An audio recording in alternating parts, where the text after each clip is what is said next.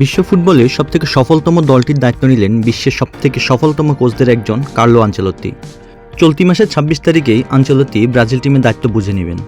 এরপর ৬ জুন ইকুয়েডরের বিপক্ষে ম্যাচ দিয়েই আনচেলত্তির ব্রাজিল মাঠে নামবে। এখন নিন্দুকদের একটা কথা প্রায় বলতে শোনা যায় যে ব্রাজিল টিম কখনো নন ব্রাজিলিয়ান কোচ দিয়ে সফলতা লাভ করতে পারেনি। কিন্তু ইতিহাস কি বলে? ইতিহাস বলে ব্রাজিল কখনো নন ব্রাজিলিয়ান কোনো কোচকে ট্রাই করেনি।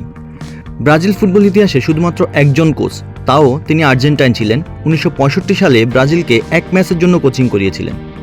তাহলে আমরা কিভাবে বলতে পারি নন ব্রাজিলিয়ান কোচ ব্রাজিলে সফল হবে না, যেখানে কোনো নন ব্রাজিলিয়ান কোচ কখনো ব্রাজিলকে কোচিংই করাননি?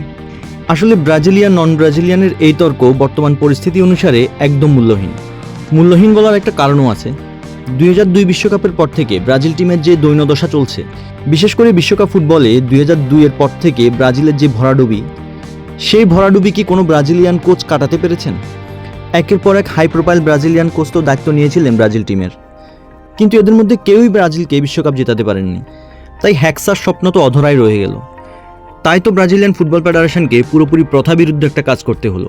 নন ব্রাজিলিয়ান একজন কোচের হাতে ব্রাজিলের ভবিষ্যৎ তুলে দিলেন, আর যার হাতে তুলে দিলেন তিনি বিশ্ব ফুটবলের অন্যতম সফল কোচদের একজন। আশা করব কার্লো আনচেলত্তির হাত ধরে ব্রাজিল ফুটবলের সুদিন ফিরে আসবে।